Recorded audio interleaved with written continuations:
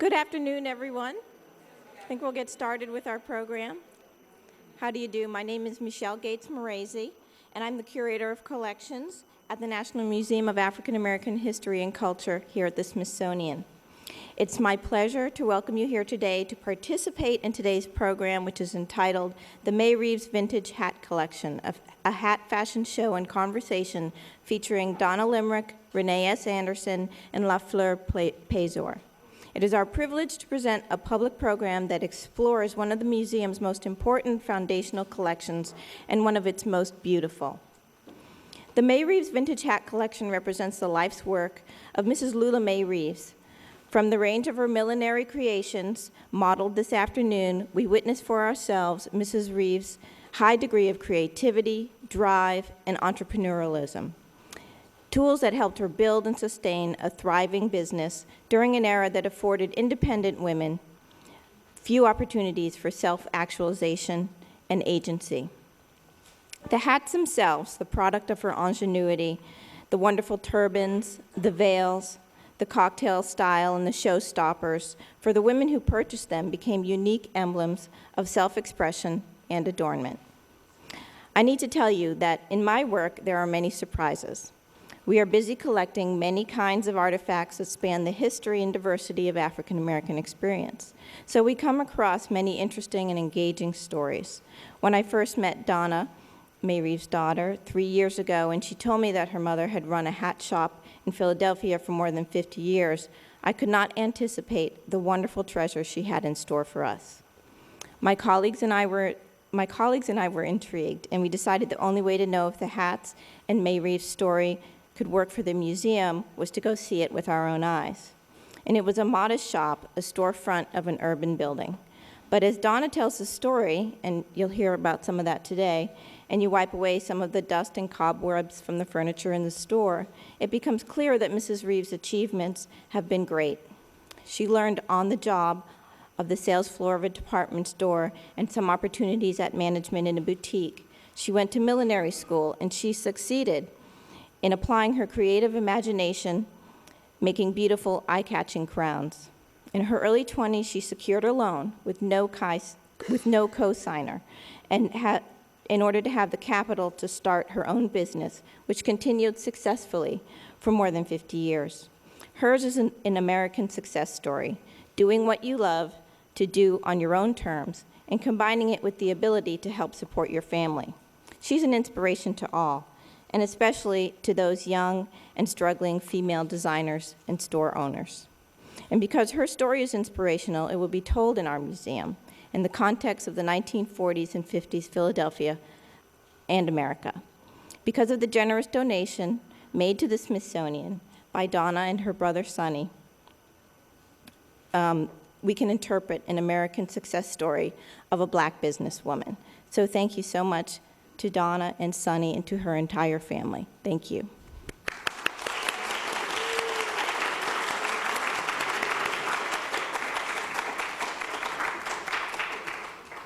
So first I'll introduce our presenters today who will be participating in this afternoon's discussion. Donna Limerick is an award-winning radio producer and journalist. Her fascinating presentation includes historical information about Mae's career, featuring models wearing Mae's one-of-a-kind vintage hats. This unique fashion show takes the audience back in time when hats were a very special part of every woman's wardrobe. Donna Limerick is a documentary producer with over 20 years' experience producing award-winning programs for National Public Radio. Most recently, she produced a radio series in conjunction with Ken Burns' PBS television series about World War II. She is currently the executive producer of North Star Communications, a production company she established in 1995. Reneé S. Ph.D., has worked as a museum specialist for the Smithsonian Institution's National Museum of African American History and Culture here in Washington, D.C. since 2009. She directs research and support for pre-building and inaugural exhibitions. Dr. Anderson is a presenter, reviewer, and facilitator for the museum's Save Our African American Treasures program, providing expertise for fabric-based acquisitions, collections, and object preparation for exhibition. LaFleur Paysour, our moderator, is an award-winning journalist and a critic specializing in classical music, dance, and literature. Trained as a singer and dancer, she has logged much time on the opera stage and the fashion runway. A former editor and narrator for National Public Radio, she is on the staff of the National Museum of African American History and Culture in the Office of Media Relations and Public Affairs. Please join me in a warm welcome to our panelists to begin our program.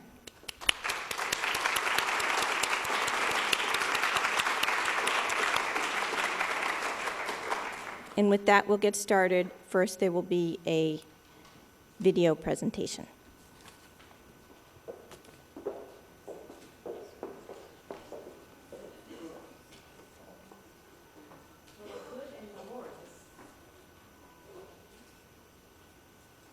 I'm Donna Limerick. I'm here today with my mother, Mae Reeves. The Smithsonian's National Museum of African American History and Culture acquired part of Mae's extensive hat collection, antique furniture from her millinery shop, and other personal items to tell the story about her wonderful career. I went to the Chicago School of Millinery. Why did you come to Philadelphia to start your career? Because I knew a lot of people. What kind of neighborhood was 1630 South Street when you were Good. A lot of people came to that block. You, 1950 maybe, you decided to purchase a property at 41 North 60th Street. You had a lot of celebrities who came to your shop. Ella Fitzgerald. Yeah, a lot. Eartha Kitt. Yeah. Lena Horne. So many. I made stuff that they wanted. Honorable Dr. Tucker. Yeah. She would come in, and her favorite hat was turbans. Yeah, I knew that Miss Tucker was coming. I knew she'd be there, and she'd get 2 or 3 hats. Why is it an honor to live in the city of Philadelphia? Oh, because it's a great city. You make your way here. You make your way. And, Would you tell other people that Philadelphia is a great town to live in? Sure. I tell the world. I know I made it here. Now, your hats will be shown to the public because of the National Museum of African American History and Culture. I'm wearing a showstopper. That is. That's stunning. That'll stop the show. Now, the glamour girls of Philadelphia, that's what they wore.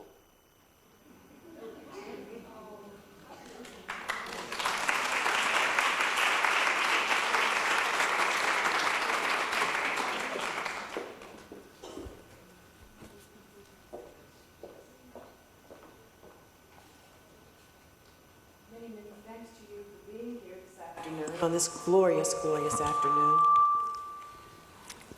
I always have to thank people for coming out to be with us for these presentations. There are 1,000,001 places where you could have been this afternoon, but by the time we're finished here this afternoon, I think you will be very glad that you chose to be here. Let me tell you why I say that. We're here to celebrate something that is more than a fashion accessory.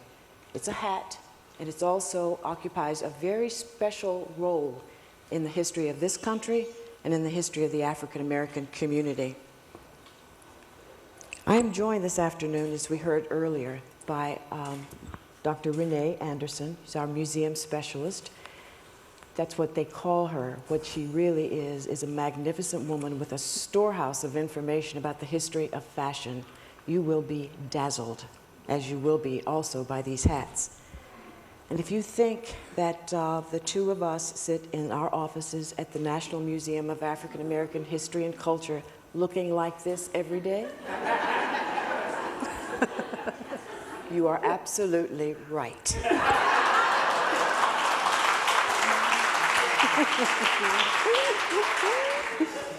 When you have the extremely high honor of building the Smithsonian's 19th and newest museum, the National Museum of African American History and Culture, certain standards are at work.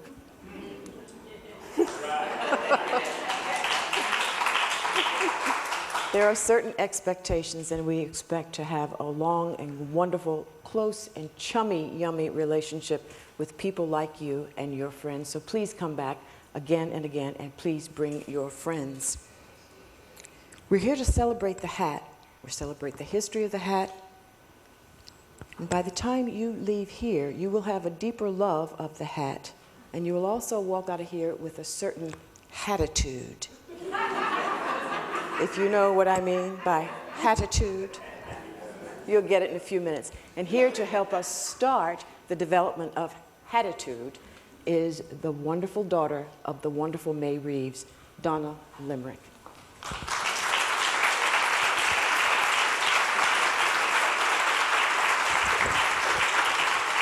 It's actually Donna Limerick and her Showstoppers. You'll see why we call them Showstoppers very soon. Donna, thank you. Welcome, welcome. Goodness, thank you, thank you, thank you.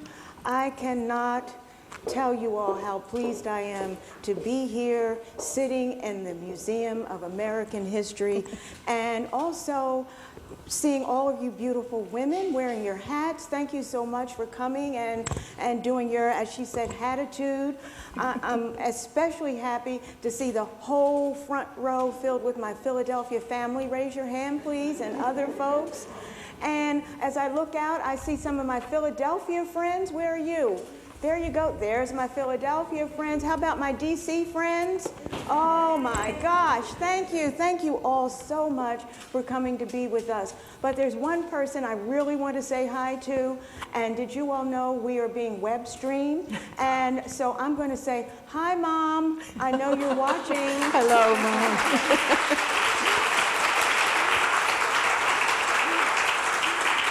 I just received a call from the nursing home about an hour ago saying that they set her up in a special office and that she is watching us on the computer right now.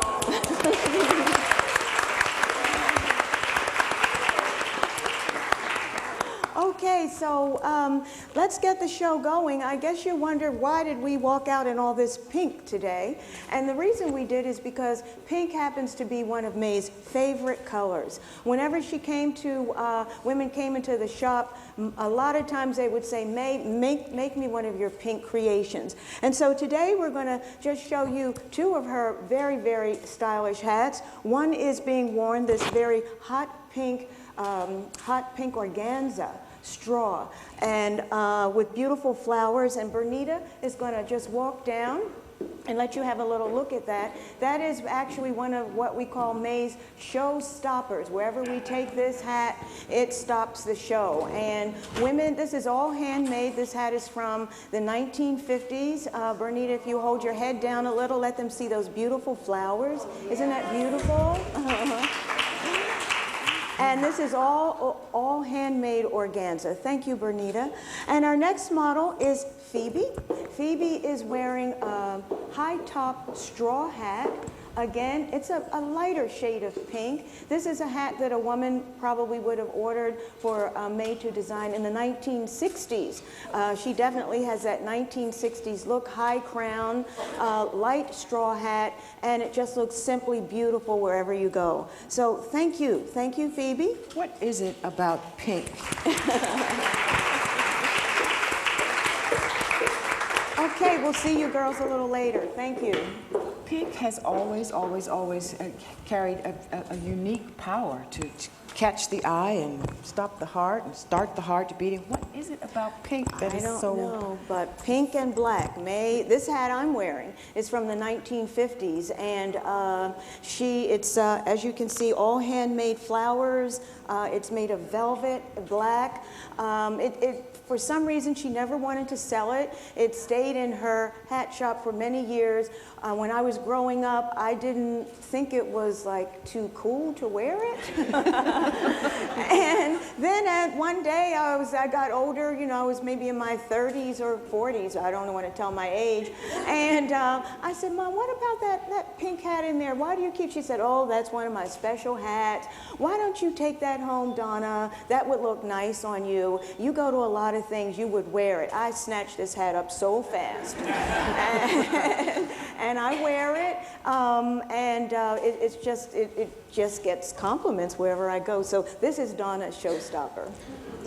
It's truly a work of art. And how you. is it that your mother developed the eye or the knack for putting just the right color, just the right flower with just the right jewel and just the right fabric to create a work of art? You know, I think the millinery world helps women or men, if you decide to do that, to be an artist. It's just like taking a paintbrush and stroking things and making beautiful things, except that milliners, wouldn't you say, Reneé, they just pick up something and go for it? How would you describe that? They start with something we would call in the industry findings and trims. They don't sound very special, but in the hand of true artists, they become incredible, and they allow you to speak volumes without ever opening your mouth about how you feel about yourself, how you should be treated, what you have to communicate with the rest of the world. I am something else.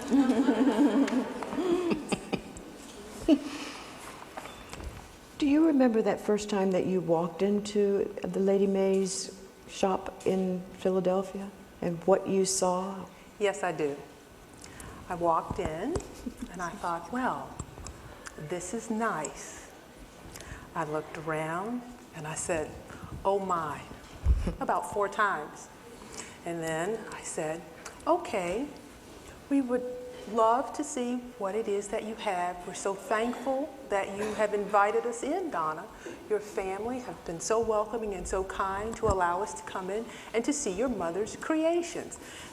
In the meanwhile, Michelle and I are looking at each other, nudging each other, and I'm thinking, don't cry, don't scream, don't jump up and down, don't do the happy dance yet. Control yourself. You have a Ph.D. Don't giggle, don't shout, be professional. But it was wonderful. And I was watching them. My brother Sonny and I were standing there because we didn't know what was going to happen. We just thought, okay, you know, the big time people were here from the Smithsonian. They're going to think, oh God, what are we going to do with all this stuff? And then they start putting on you saw I had white gloves. Well, they start putting on their museum white gloves, these things like this. And all of a sudden, for the rest of the day, Sonny and I were not allowed to touch anything unless we put our white gloves on.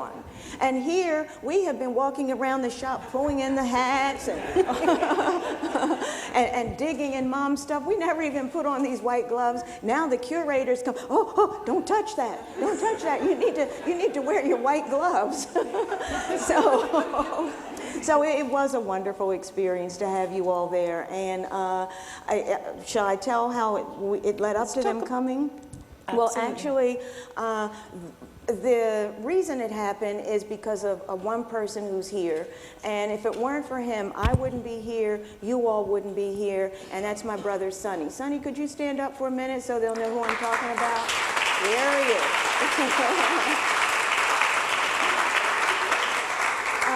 Sonny lives in Philadelphia. Since my mom has been at the St. Francis Country House, him and his family have been the primary caretakers about her property, everything that has to do with her. They are foot soldiers. They're there to visit her every day. He happens to live across the street. He called me one day on my birthday and said, Donna, you need to get up here. There is a leak in the ceiling, and these hats and everything is going to get destroyed. And so I panicked because, you know, I knew we had promised my mom we would never touch her things. And the reason is because even when she left the hat shop, every day she would tell us, don't touch my things. I'm coming back to make more hats. And I just didn't want to break her heart by saying, Mom, guess what? We packed up all your things. We've taken it, given it away to family. It's gone to charity. It's gone. It was junk. Nothing, you know, there was nothing there to keep. So I never wanted to do that, but the leak made me have to make a decision. And so I ran up there crying all the way, thinking that I was going to have to dispose of my mom's beautiful things in her hat shop. When I got to the hotel where I was staying, a card fell on the floor. I picked it up. Now this is really a wonderful coincidence. I picked it up and it was LaFleur Paysour's business card. She works for the Smithsonian, and we'd worked together many years at National Public Radio as producers. And so I called Fleur up. I said, Fleur, I'm in a panic, you know, I got to do something with my mom's shop. And she said, remember, Donna, you met the curator, the fashion curator, Michelle Gates Moresi. Why don't you call her? I said, really? Call her? Yes, call her right now. I picked up the phone. I called Michelle, trying to not cry and quiver. And I said, Michelle, this is Donna Limerick. I'm calling from Mae's Millinery Shop, and I'm not too sure what we're going to do. And Michelle said, Donna, I've been waiting to hear from you. And right away, my tears turned to joy. She came within 2 days, brought Reneé along, and the rest is history. What can I say, except that was a really blessed day. And I'm here to tell the story. So we have on the stage with us today a few photographs of things from the illustrious, the iconic shop of the Mae Reeves in Philadelphia. Donna, tell us about what we're seeing. Absolutely. When they came and started, you know, with their white gloves touching everything. Carefully. You know, my mom just had everything. She didn't have things there, just hats. When a woman walked out of her hat shop, they had everything they needed to look like the most elegant prima donna in the world. So, along with your hat, you might find some beautiful hat pins. Look at these. These were all hat pins from the 1940s, 1920s. So, to go along with your hat, you would have a hat pin for that. Let's see, we had some other things here. Which bag is, oh, right here. Huh. This is my little hat box. When I traveled with my mom, this was in her shop as well, I had hats, and wherever I went with her traveling, I would have my own little hat box. And this was also in the shop when we went. And there were other treasures that they didn't quite know about, but as they started looking, they said, oh my God, more than hats. If you were coming to go to a black tie event, my mom would make sure you left with the perfect purse. There is the purse that she would say, you know, Miss Jones, you really need to add this. So that was a treasure. Let's see. This is something that I know nobody knows about, and this is something that you would keep in your purse. You see it has a hole in it, Fleur? I bet you don't even know what that is. Look at that. Miss Curator, I bet you don't even know what that is about. Maybe you do. Maybe you do. You know everything. Okay, take that little button and press it and hold it up here. Perfume? It's a perfume. You would fill, yeah, that's how you would do it. So they know when I leave. So you would have your perfume. And then, of course, in those days, you could just put, ladies smoked. And you would say, Mae, well, you know, I don't want to carry the cigarettes around. You'd have your own beautiful little cigarette case there with the cigarettes. Here is your little lighter. And you would just take this out of your purse along with your hat, your purse. People wouldn't know what to say when you start pulling all these things out.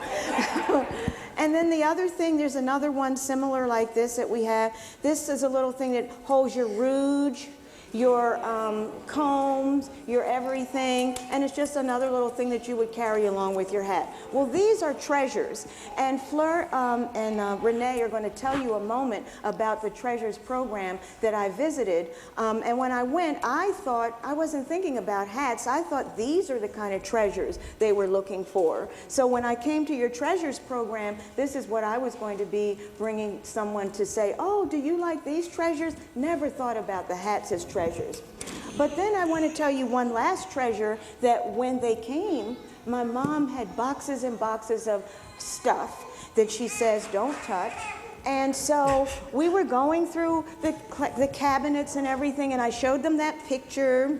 And they said, wow, this is from the night, that's from when she opened, the top one, when she opened her very first hat store at 1630 South Street. My brother, I wasn't alive then, but my brother Sonny was, and he knows about that experience, and we'll talk about that a little later.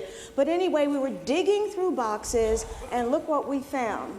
Her fur stole That is just it's the same one that's right up there. More treasures.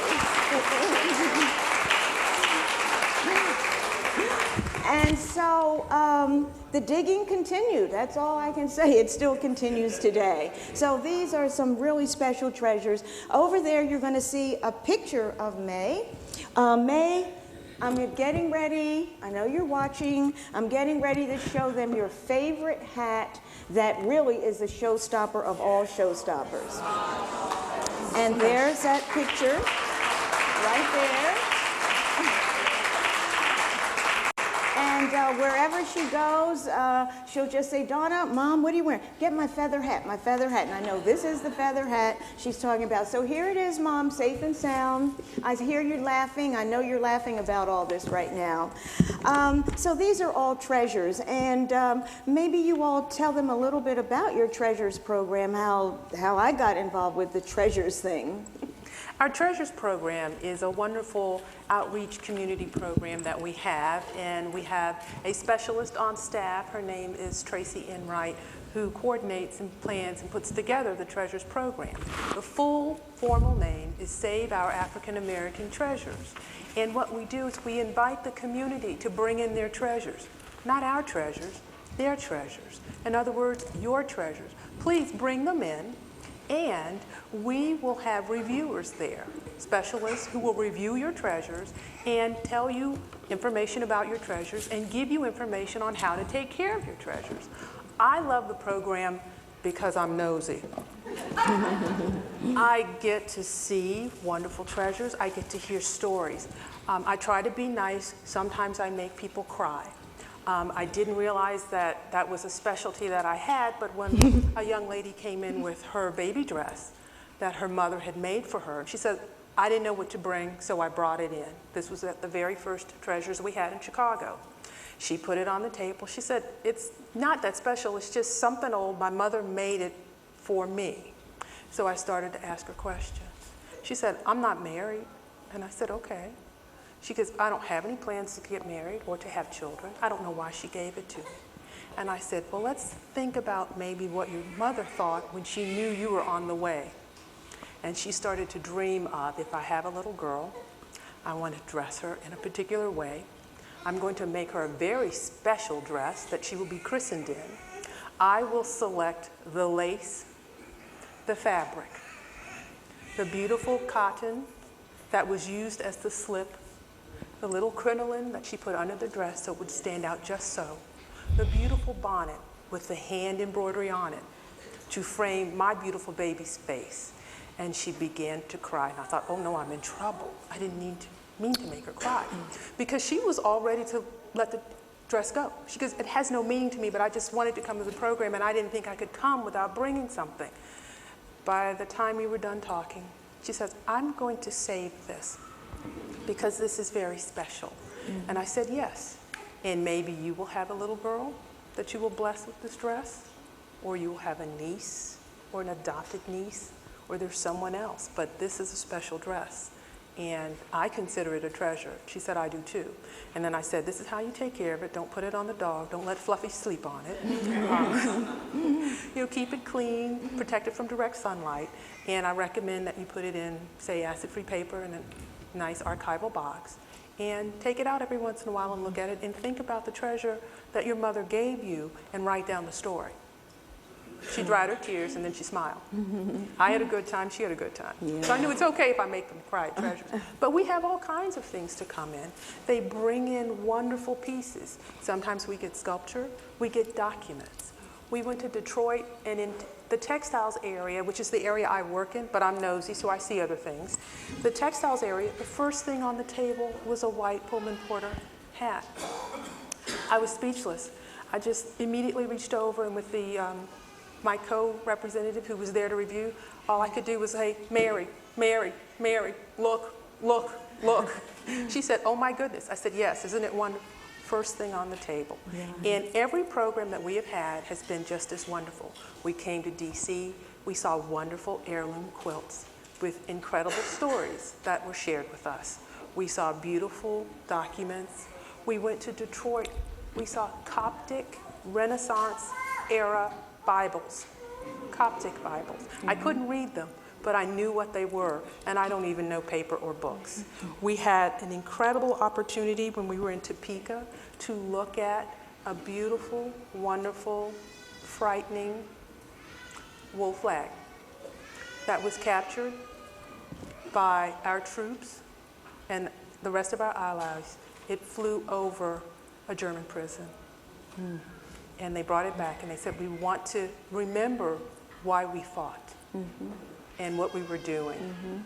And so they brought that in. We had so many other wonderful treasures that have shown up. Charleston, South Carolina, incredible metalwork showed up. Wow.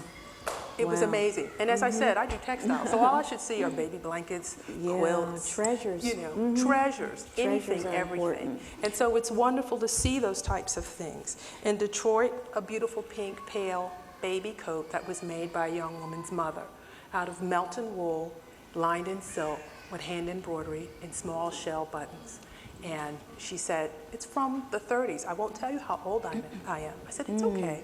But a very special treasure. And then we saw wearable art and then special artwork that is even more modern, but it's still a treasure because they talked of the heroes and people and ancestors that had gone before and inspired their work. Wow. So treasures is a wonderful, wonderful opportunity for us to interact with the community and for them to interact with us. So please watch our website to see the location for other treasures weekends we'll be having across the country. The next is coming up in Dallas in June, but do watch and I hope you get out there. I'd like to go back to talk about the particular timing that Mae Reeves did the extraordinary work that she did in the 40s to establish a business in segregated Philadelphia where women could not even try on dresses in the downtown Philadelphia department stores, and here she had with a thriving business. Yeah. There were things in her, that was not an easy thing to do. No, especially Mae was born in Vidalia, Georgia on October 29th, 1912. She grew up in a rural town, had 6 brothers and sisters, helped her family as a child, loved school, was very smart in school, moved very quickly through high school, ended up teaching by the time she was 18. When you look in your brochure there, you'll see a wonderful outline of Mae's early years growing up from the time she was a child up until, I guess, the time of 18, when she officially began to teach school. And during the summers, she knew that she kind of wanted to work in the millinery business, so she would head up to Chicago and stay with relatives up there, and she attended the Chicago School of Millinery.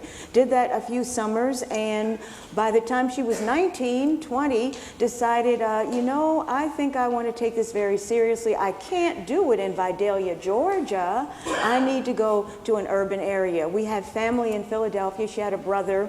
So she came to Philadelphia with her mindset on she wanted to be in business. She did not want to teach. And within a few years, got a job managing a woman's store in downtown Philadelphia.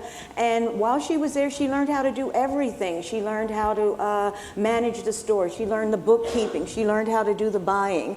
And one day, her best friend, Amanda Saunders, came and said, Mae, I saw a lovely little shop for you right down the street. I think you would enjoy it. I think it would be beautiful. Can you please come look at it? Mae took, during her lunch break, she decided to go check it out. She went down there, fell in love with the shop. Within a week, at age 28, she was able to get a loan for $500 from the bank. And within a month, she opened up her first hat shop in the downtown area of Philadelphia, one of the first African-American women to own her own business in the downtown Philadelphia area. So yeah, that was... That was quite an accomplishment. Not only did she have to do that, but she had a son. My brother was only 5 years old. Her former husband had passed away, so she knew that, gosh, I have to make a living for him. I want him to have special things in life, and I can't do it being a school teacher in the South. So she came north, and the rest is history. So she started immediately turning out hats that caught the eye of people with discriminating taste, shall we say? Absolutely. Talk about these hats that she produced in the early 40s. Well, since we've been doing so much talking, I think it's time for you to see some of these hats, okay?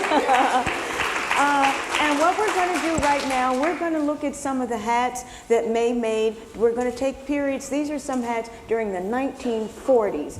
Come on out, models, and let's see what some of the hats made. Two hats right here from Mae's collection, the 1940s. The first one is Miss Linda Alkert. She's wearing a black feather. Linda, turn around so we can see that exquisite hat.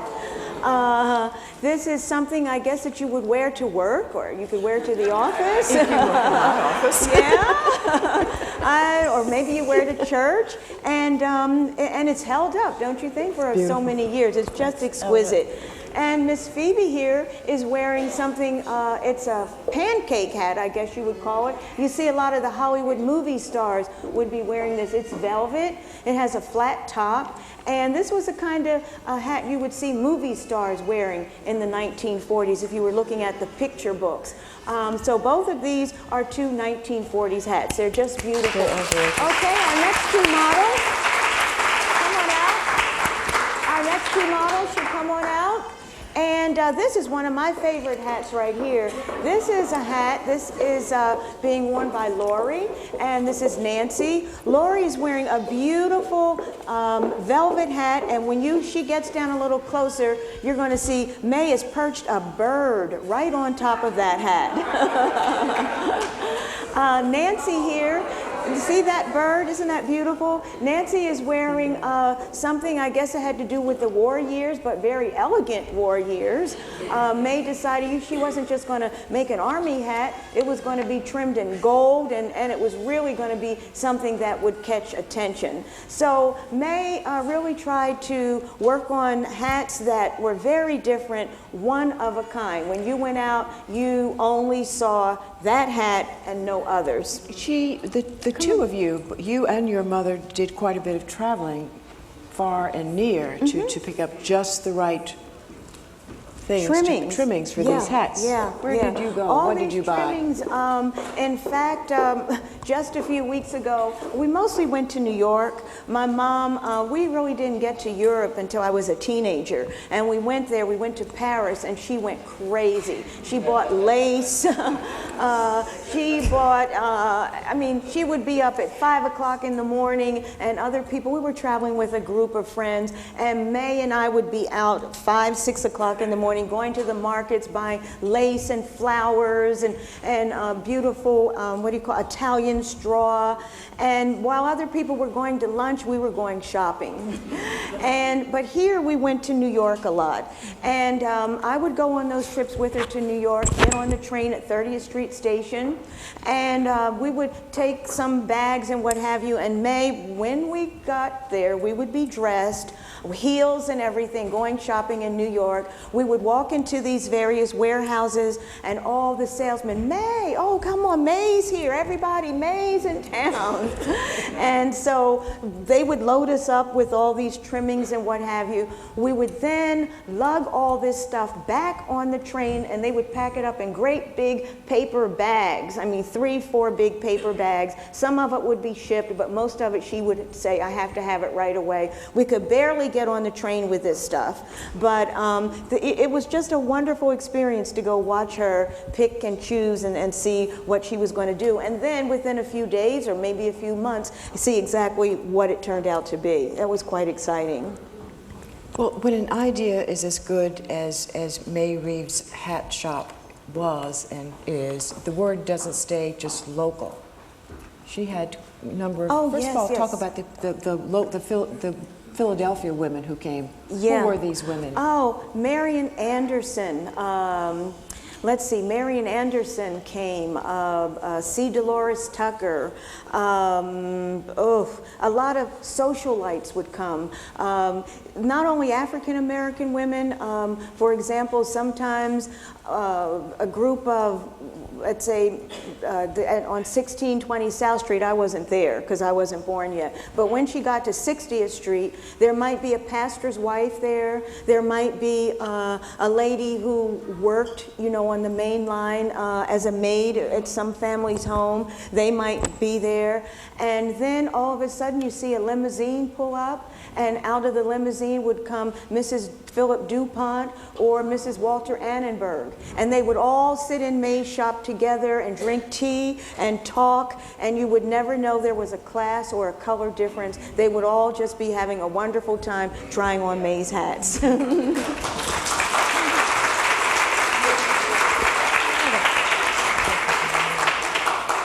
Reneé, from the perspective of a fashion historian, what can you say about the urge of, let's just say, the common woman to step out and make sure that she has just the right hat to make just the right statement in her life?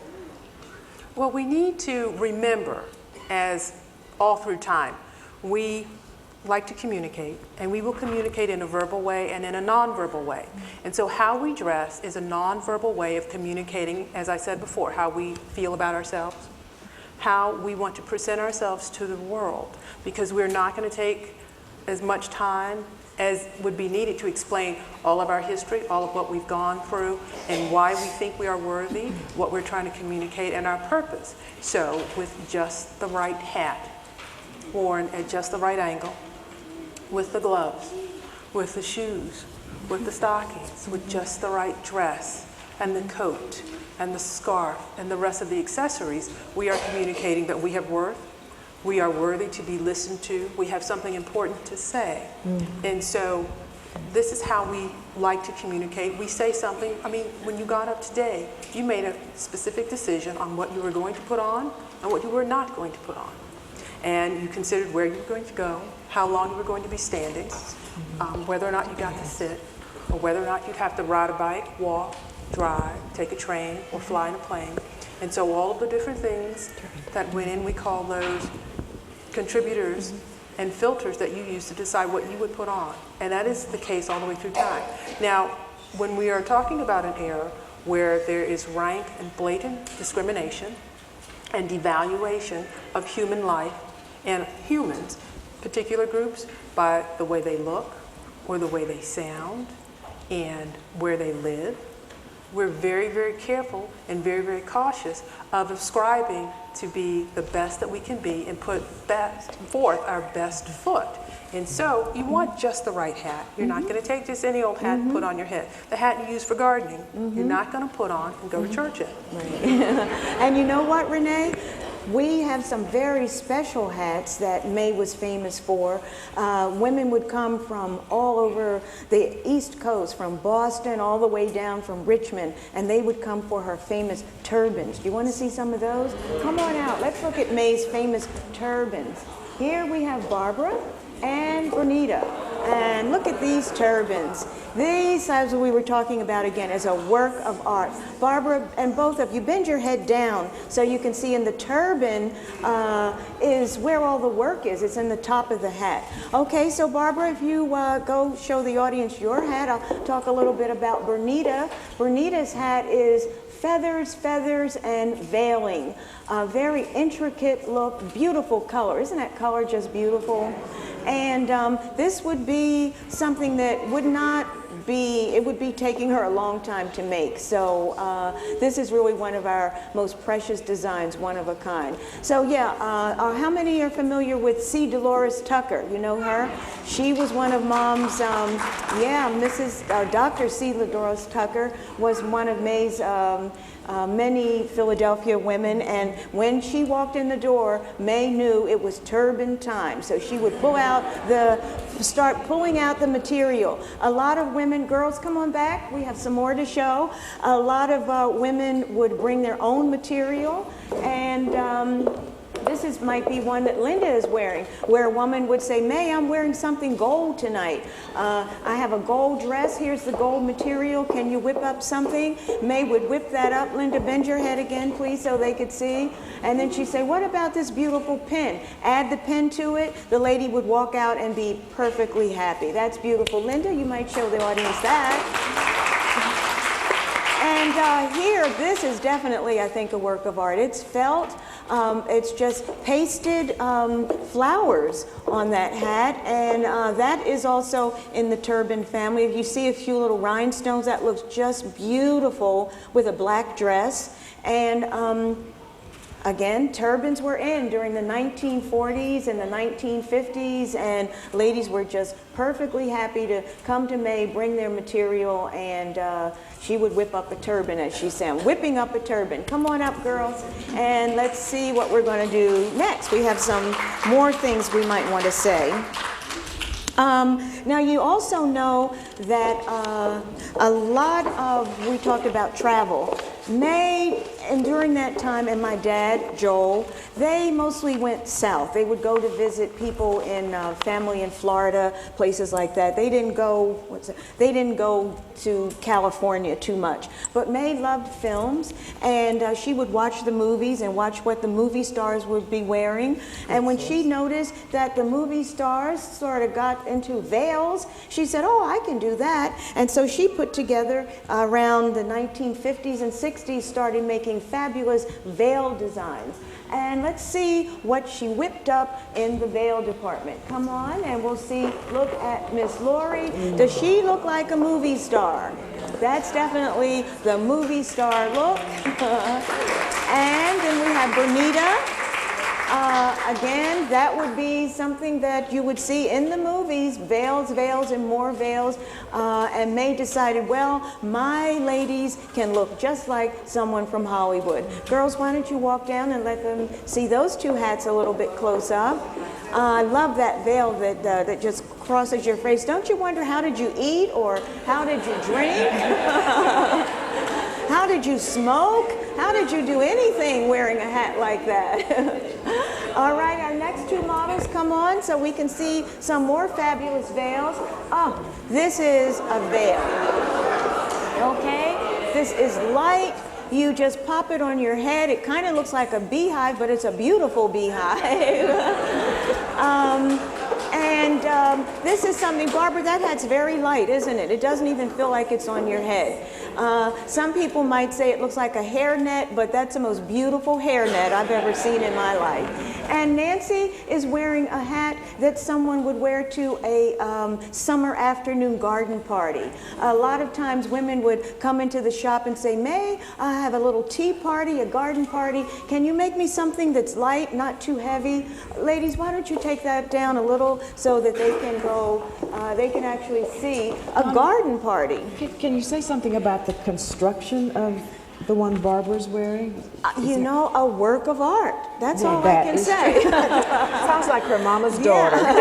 A work of art. That's all I can say. I wouldn't know how to do something like that if, you know, if you paid me, Donna, I'll give you $5,000. Can you make this hat? But there is a form. Yeah, there is at the on the foundation. Yeah, there is. If she were to take it off, but I'm sure she's not going to show her hair now. There is a foundation there, and it's, you know, it's just the way, I guess, you sew it together. I mean, all I can say is that really is a work of art, and this one as well. When you step to the garden party, and that definitely will make everybody turn around and look. Thank you, ladies. Thank you. We have dreams of having it.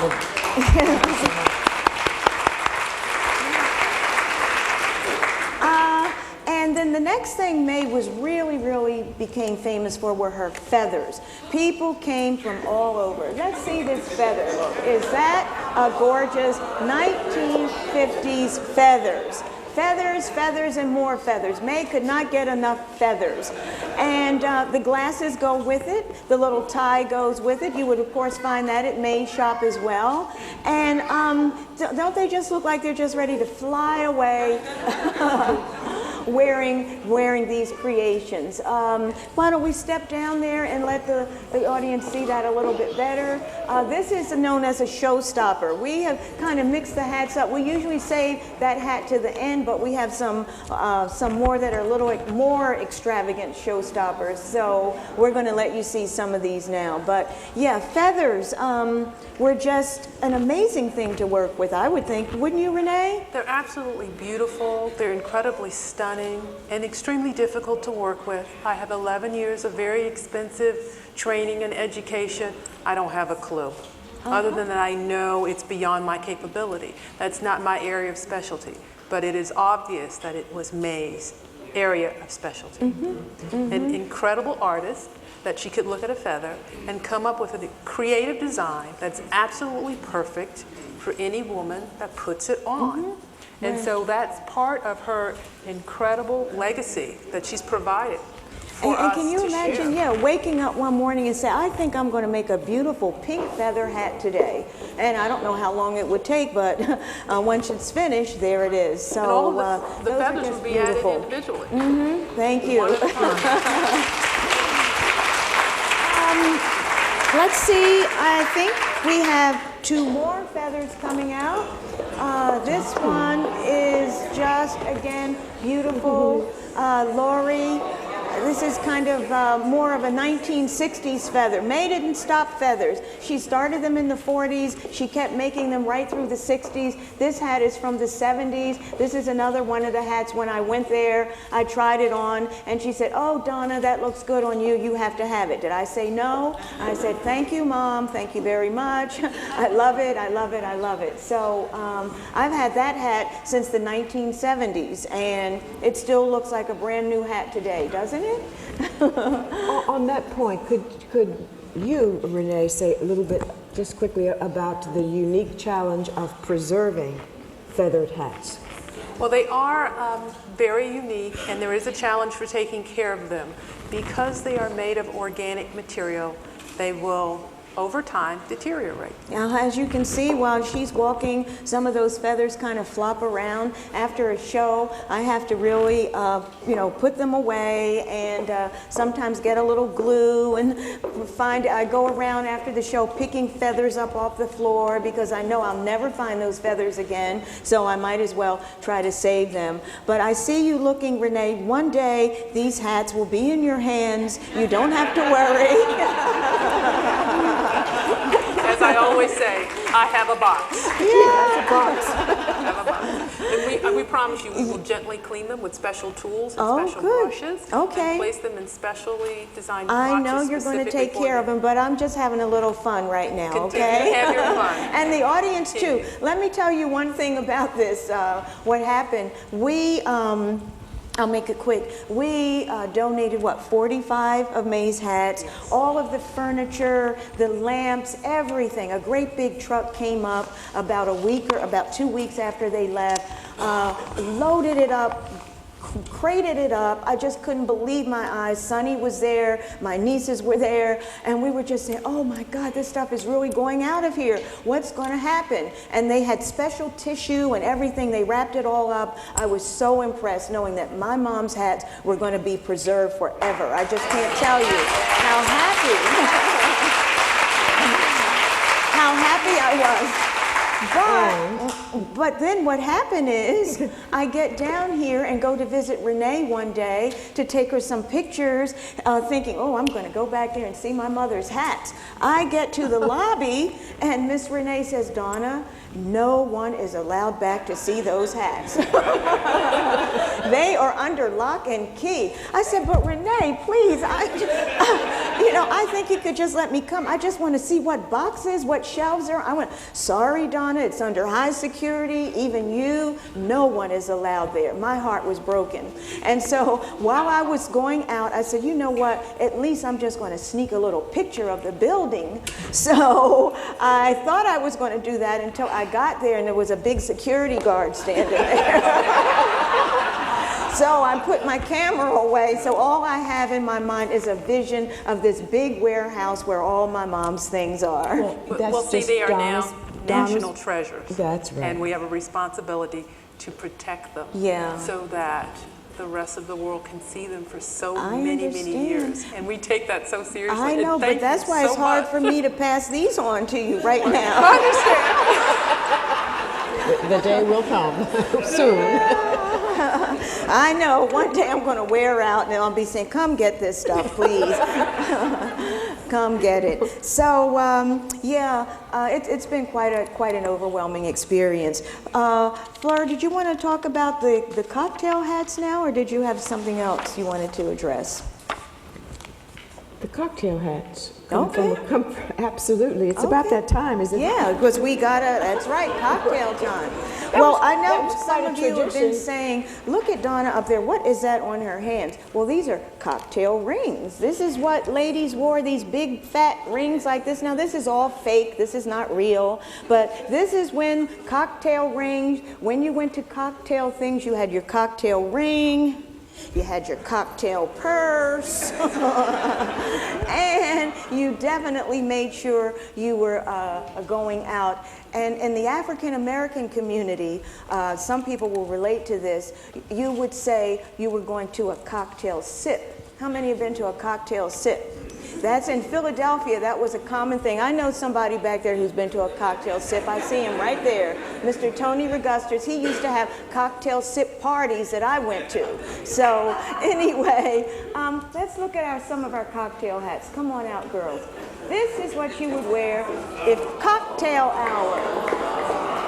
Here we go. Bernita, turn around and bend back so they can see just what that hat is like. That's from our cocktail hour. This would start around 5 o'clock and it would go maybe till 9 or 10. Barbara is wearing something that looks like a helmet, but it's a beautiful helmet. That's all rhinestones and very elegant. Again, you would put this on with your outfit, go to your friend's home or go to the club wherever the cocktail party was happening, and you would not walk in to have cocktails without your hat. Ladies, why don't you show them a little close-up of the cocktail hour hats. How many wear cocktail hats like this to cocktail parties? Anybody? Oh, some do. Okay, some raise their hand. That's a good thing. Well, this is probably in the 1960s. And my mom and dad used to go to a lot of parties. They belonged to a lot of various groups, social groups. And so my mom would, make this up for herself, or she would make it up for someone. My brother Sonny, he was in the Marines sometimes, and when my mom couldn't get my dad to go, she would drag you along, wouldn't she? Take you, right? He would put on his beautiful Marine uniform, and Mae and Sonny would go arm in arm to the different black tie events around town. So There was it was a something fun special thing. about that going on in Philadelphia, particularly with these social groups, the Yes. Smart Set and the Girlfriends and And the these- Links. and the Links. We had fucking yeah. Links and the Rings. That was a special period for Philadelphia. Look at this. All right, now look at this. Now, Miss Phoebe, if you notice, they've been calling what she has on a fascinator. Have you heard that word lately?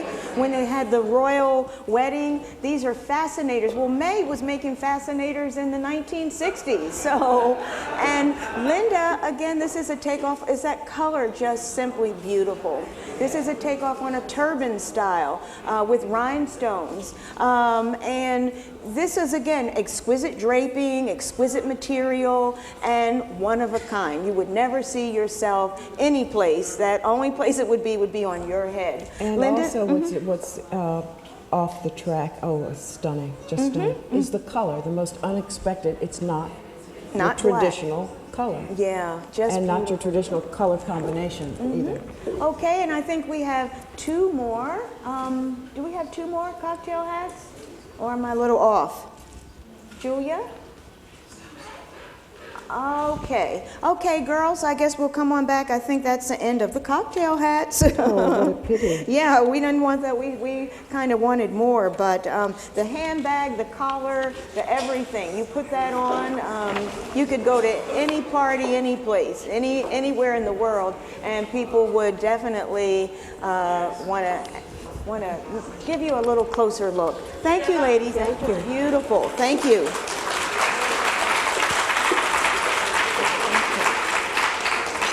retiring. So around this time, I guess, by this time we're in the 70s, 80s. As a lot of you know, hats somehow became extinct. And a lot of people always ask me, why did hats disappear in the 70s? The reason hats disappeared in the 70s was because of hairdos. Women started wearing the bouffant hairstyle, the teased up hair. They would go spend hours in the beauty salon. They didn't want to mess up their hair with a hat. And so hair became more important than hats. In the African-American community, women started wearing their big afros. I mean, even me, I was sporting around coming out of Mae's hat shop with no hat, the biggest afro I could wear just because my friends and other people wore it. And here I'm Mae's daughter, I wasn't even wearing hats. So that's the reason that hats declined, basically because of the hairstyles. But Mae still had her own very special customers because she had been working with people for so many years. Some lady said, you know, I'm still going to wear my hats. They can wear the hair, I'm going to wear my hats. So right up until, I guess, the 1980s, around 1990s, Mae was still making her hats, but only for special people. I think she didn't keep the shop open as much. She was getting older. She was in her 80s by then. And so she would just say, okay, if you need something, just call me up. I'll come open the door. You know, we can look around and find something. But the shop wasn't really open for people to come and go. But there's a certain section of the demographic, shall we say, that absolutely did not give up wearing the hats, the wearing of the hats, and that's the African-American church community. You can go to this very day, and probably still at this very hour, there are people this very hour sitting in magnificent churches with magnificent hats. And there are, it is said very openly that there are church ladies who would rather, it was easier for them to go to church in the nude without a hat. So, wow. Yeah, so that's pushing it. Yeah, so but, yeah, she definitely had her church customers. They stuck with her and her business. But there was another group. You think we should move to now? Yes. Okay, I think we're ready. We're ready for for another group that came to Mae, and these were extravagant women who wore extravagant clothes. They would walk into her shop and they would say, Mae, can you please make me a showstopper? And nothing would make Mae's eyes perk up more or get her more excited. By this time she was in her 80s or 80 something, and she would get busy pulling out things. They would, you mean this, you mean that, look at it. And they would play around and come up with what Mae called a showstopper. And a showstopper, as you can imagine, what it actually means is wherever you go, when you walk into that room, wherever it is, you will stop the show. So let's see some of our showstoppers as we wind it down. This is a showstopper, all right? Come on, Nancy, walk across there. And look what she has. She's going to have her little dog. Okay? And you're going to walk in, you're going to have your dog, you're going to have your hat. But Nancy, what else are you going to have? Show them what else you're going to have. And your dog is going to get hungry, and you then are going to feed your dog. I missed that one. I missed So that's a showstopper. Thank you, Nancy. That's a showstopper.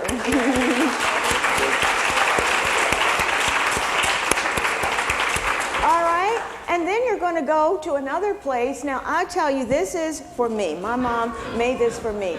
There was the hat. I came in, rushed off the train one day. I had to go to a black tie event down here. I said, Mom, I love this hat. She said, oh, you like the hat? Well, you need a little something else. You need to really have a showstopper. So she pulled this out and whipped it up, and I got back on the train, came back home to the event I had to attend down here, and guess what? I stopped the show.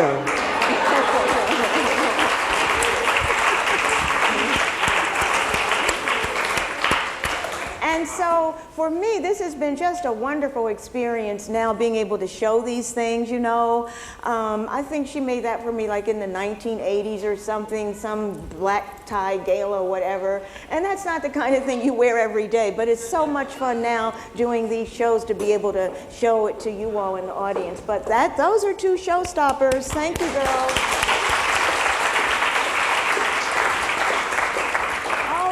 And our final two showstoppers are going to come out now because these are things that definitely stop the show.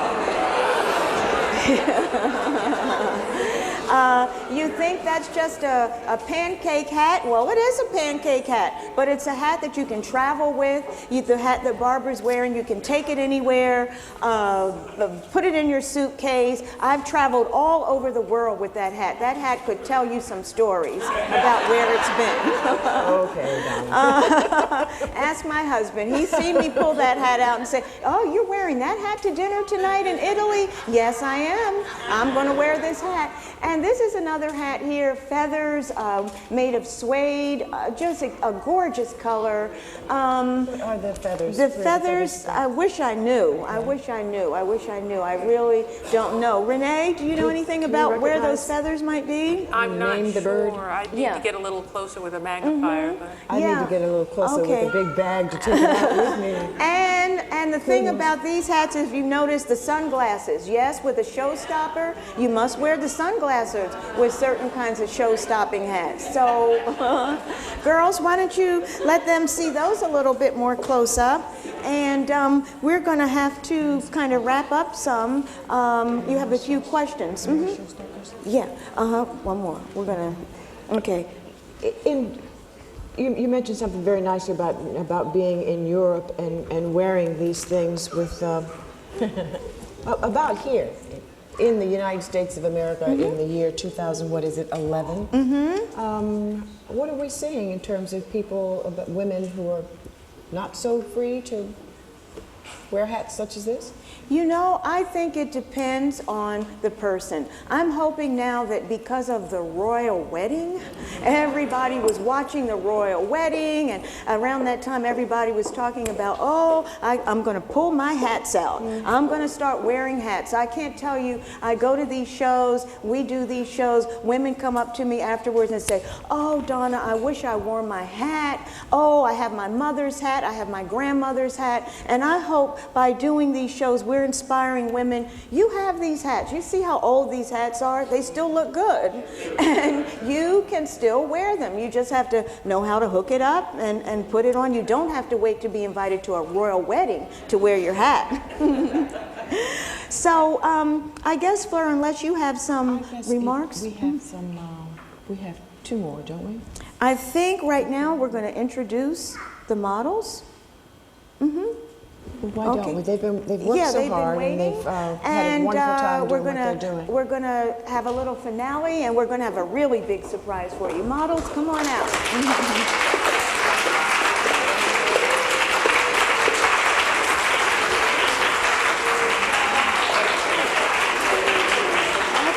These, not yet, I'm going to tell you. These, I'm known as Mae's daughter. Wherever I go in the world, I'm not Donna, I'm Mae's daughter, okay? These ladies here are Mae's girls. Wave to Mae, she's watching you girls. Wave up there. And as I call out their names, I'm going to ask them just to step out. Miss Barbara Hoyman, she's one of our long-run models. Miss Bernita Johnson. Bernita, thank you. Miss Phoebe Eliopoulos. Miss Linda Awkard. Miss Lori Crandall. Miss Nancy Maines. This lady right here, you haven't seen her much. She is the backbone of these shows. This is Miss Julia Spraggins. And what Julia does is Julia runs the show. She helps put them together. If any of you after the show have any questions about possibly being interested in a show for your organization or whatever, or more information about what we do, the lady in the red hat is the person that you should see. Thank you so much. And we're not finished yet. We're not finished. Barbara is going to assist me, and while she's doing that, the ladies are going to walk around a little bit to entertain you for one more second for a little surprise. Here, let's just, okay.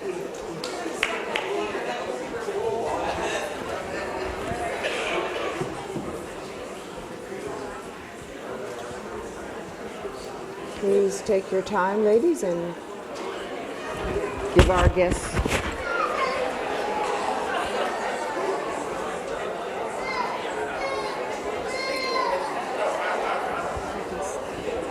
my glasses.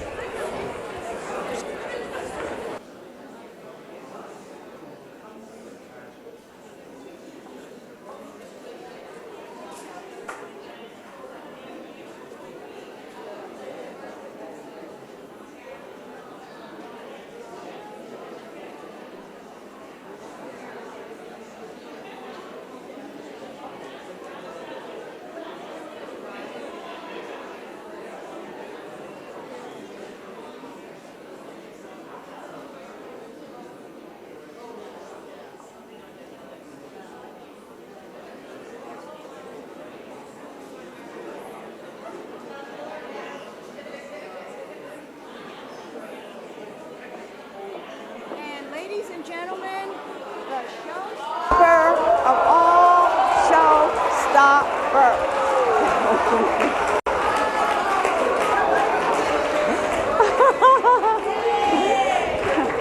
Is this a showstopper?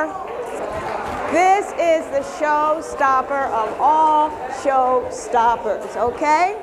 And I want you to check out the hat, the gloves. You must wear the gloves. And don't forget the bling.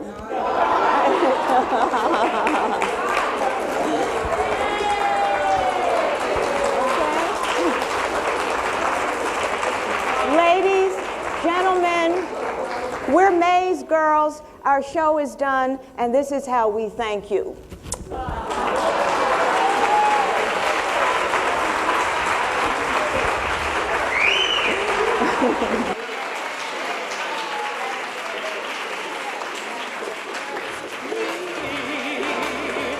But then in my ear, someone said to me, "Wallflower, my dear, how come you can't see? They could care less about your dress. They're not impressed. You're in excess."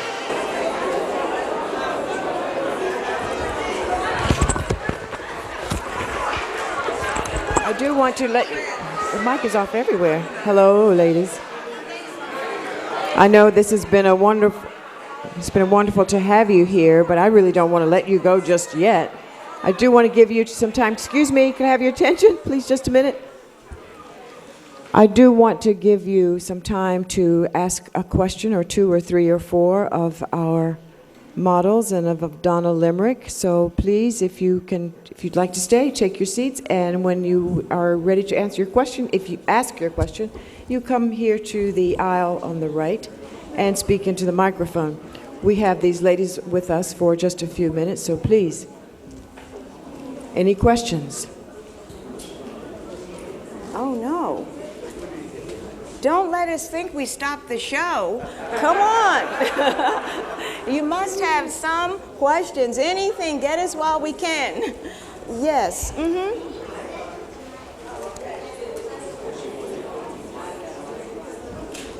Barb, you can go out front. Okay, hello. Yeah, out front. Should they, it's okay for them to mingle? Yeah, you go out front. And yeah, Our go models out. will be mingling among you in the crowd. Okay. Please we come have to a the few microphone. Questions? Uh-huh. Is this the one Yes. to the right or the left? What she has? Questions? Yes. Okay. I'm sorry, I work in the theater so I can be loud. I love hats. I'm a young woman, I'm 23. I have a beautiful, like, wide gold brim hat. I want to go to the beach with it, but I have other hats I want to take with me. How do you travel with more than one in today's day and age where we have security clearance and all that kind of stuff? Yeah. How do we do that? I found that with big hats, I try to find, the kind of hats now that fold up. They have big wide hats that are all gorgeous colors. They fold up. And I don't hesitate to travel with my hat box. I happen to have one that my mom Samsonite, that old-fashioned kind. I have one of those, and I travel with that. But it is not easy. You just have to just make a way and say, I'm bringing these hats with me. I don't want them to get crushed. They're coming with me on this plane. Thank you. You're welcome. Yes. Hi, I wanted to ask you if you were able to save the molds and the blocks that your mother actually used, because those are very hard to come by nowadays. Yes. Those, because I knew I was not going, my brother and I talked about it, and we knew he wasn't going to go into the millinery business, and I wasn't going to go into the millinery business, so we let the Smithsonian have all the blocks and all the things that go into making the hats. And when the exhibit comes, I'm sure you'll be seeing all those things on display.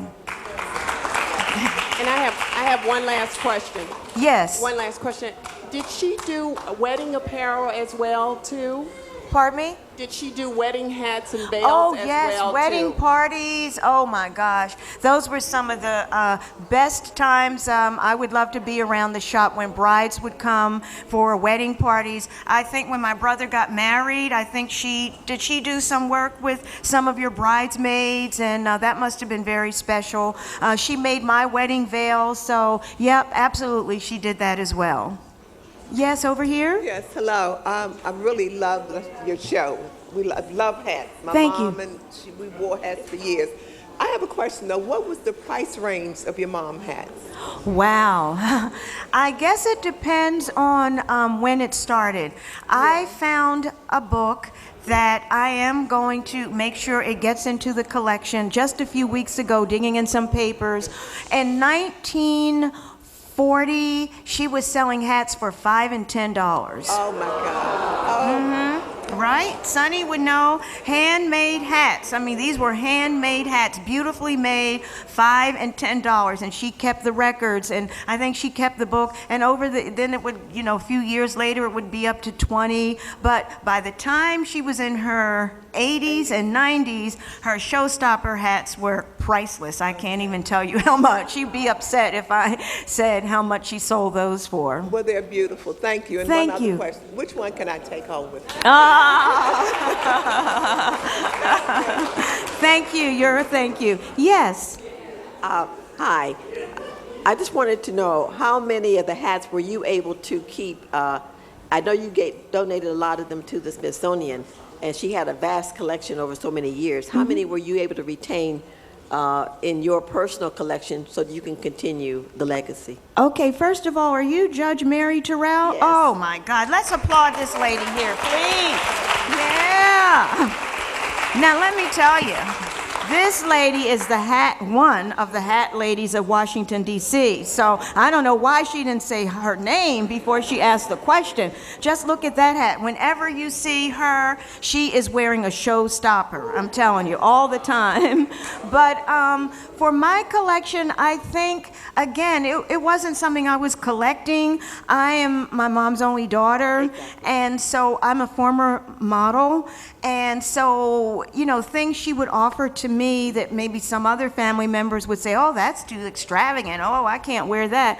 Like this, I say, oh, yeah, I can wear it. And the veil thing, she knows that I go to a lot of black tie events. So she'd say, oh, I know Donna will wear this. So she just kept saying, oh, I know Donna will wear it. And I was just saying, Mom, stop. What am I going to do with all this stuff? I can't tell you how many times I would come home on the train and I say, Mom, please, I don't...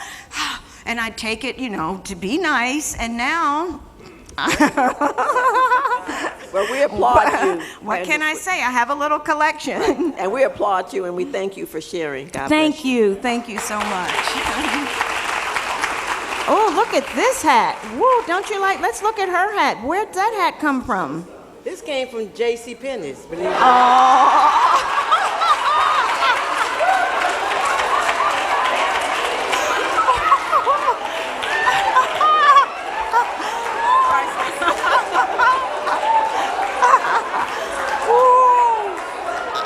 I'm going to J.C. Penney's in the morning. And see what happened when I went to J.C. Penney's, I was going there with my girlfriend. Uh-huh.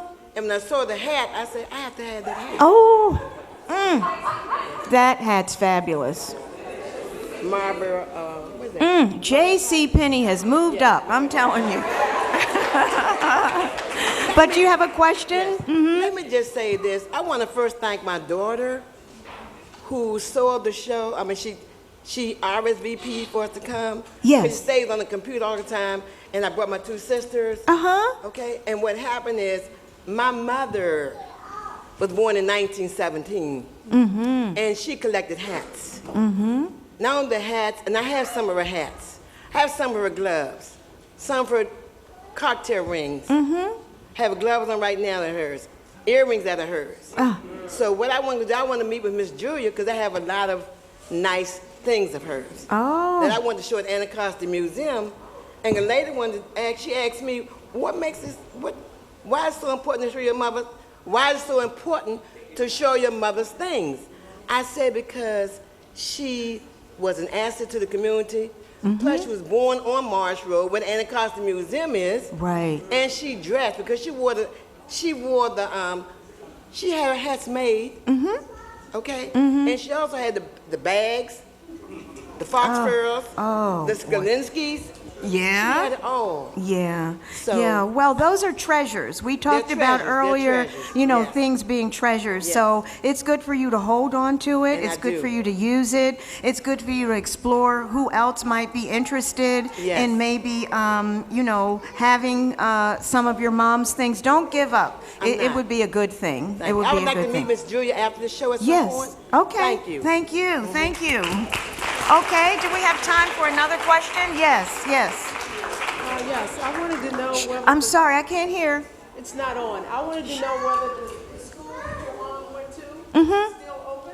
You know, I researched that on the web. It's called the Chicago School of Millinery, and I looked it up, and yes, it is still there. And as it turns out, it said on the web that they've really been a design school for fashion since 1917. So that's, you know, my mom was going there probably around the 1920s or something. So, yep, it's still there. I've thought about contacting them somehow at some point to tell them hello from Mae that is now at the Smithsonian. That's a good reason for us to contact them.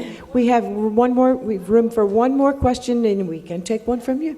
I'm looking at your head, it's beautiful. And I'm wondering, how is it holding on to your hair? Hers? What is it that's keeping it? Yeah, this is, you know, everybody, when the wedding was going on, you saw all these people with hats cocked on the side like this, and it was the fascinator. Everybody was talking about, oh, this is a fascinator. Well, this is a hat from the 1950s. My mom didn't call it a fascinator, it was just a cocktail hat. And basically, we had to pin it on, but it does have a band that you wear behind. You just put it behind your ears, and it holds on like that. But after so many years, the band got kind of stretched. Yes, another. sorry. Yeah, okay. I do have a question. The late Dr. Dorothy Height Yes. was known for her hats. Yes. Did your mom ever do any? You Did she know, own one of your mom hats? I don't think so. Dr. Height was down here in the Washington area. I don't know where her hats came from, but I think she got a lot from a lot of Washington milliners. A woman named Vanilla Bean, I understand. Yeah, she was like the Dorothy Height hat maker. That's what I understand. Thank you. Yes, okay.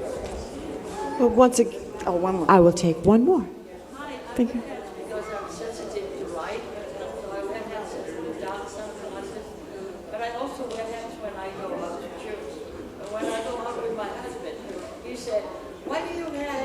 were looking at us.